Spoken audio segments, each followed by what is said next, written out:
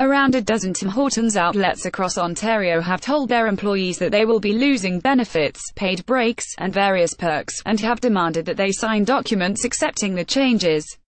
The store in Cobourg appeared to lead the charge, which may have gone unnoticed but for the fact that it's owned by the children of the chain's billionaire founders. They couldn't be contacted for comment because they are at their winter home in Florida. Well, it is rather chilly. The ostensible reason for all this, of course, is that this week saw the much-anticipated minimum wage increase in this province, from $11.60 to $14. The reaction from opponents to the hike has been harsh. It's as if their entire being rests on those at the bottom of the economic pile knowing their place and remaining passive and subservient. It's interesting that we rarely see such a reaction when, for example, business leaders are awarded bonuses on top of already astronomical salaries or are rewarded rather than penalized for management and planning failures that lead to economic hardship and unemployment.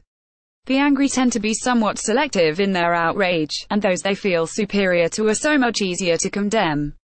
Of course, some of the impetus behind the increase is political. Of course, there is a provincial election on the way. Of course, the policy should have been introduced more gradually. And of course, and this is genuinely painful, some small employers will suffer. But the cause is ethical, and the result will be liberating. My wife works for a major coffee chain and is paid minimum wage. She's a teacher by training and has a master's degree. She decided to stay home to raise our 4 children, and after more than 20 years of that, she found herself unable to land a job in education, so she took what was on offer. She enjoys her work, exhausting though it can be. Yet while we do need her income, we're not totally dependent on it. That's in contrast to her co-workers, who are often women, sometimes immigrants, and always struggling to make ends meet. Some of them have second or even third jobs.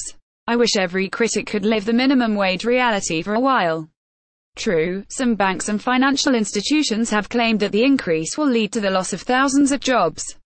Yet the economic models used to make these predictions are highly conservative, and those employing them admit that their forecasts are mere estimates. Not to mention, for every pessimistic study there is a counter, and the minimum wage increases that we've seen in Northern Europe have hardly brought about the collapse of that region's economies. In Ontario, around a third of workers are earning close to minimum wage. A pay increase could well lead to more spending, more money in the economy, and more jobs. Things aren't quite as certain as bankers might have you believe, and, anyway, who has ever heard of banks being wrong? Then there are those corporate leaders who are suddenly weeping for the fate of the small businesses that they have been mercilessly squeezing out of existence over the last few decades. They're supported in their alleged grief by conservative activists, who have long championed larger business concerns and are often financed by them. Remember, major corporations employ 50% of all minimum wage workers in Ontario. Their concern appears to be not for their workers but for their profits, and since long before the increase in minimum wage they have been trying to mechanize positions so as to reduce their workforce and increase already enormous returns. One of the more prominent voices expressing concern about the new minimum wage is Loblaws CEO Galen G. Weston. Of course, Loblaws has recently admitted to being part of a 14-year-long scheme to artificially fix bread prices.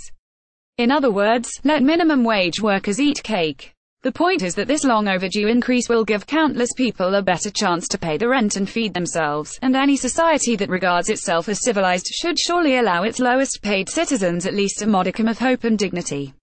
As for the angry and often hysterical reactions, they were inevitable.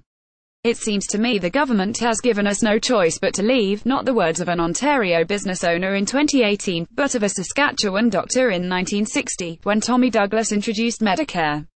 Progress provokes pushback. Always has, always will. Michael Coren is an author, columnist, radio and TV broadcaster, and public speaker.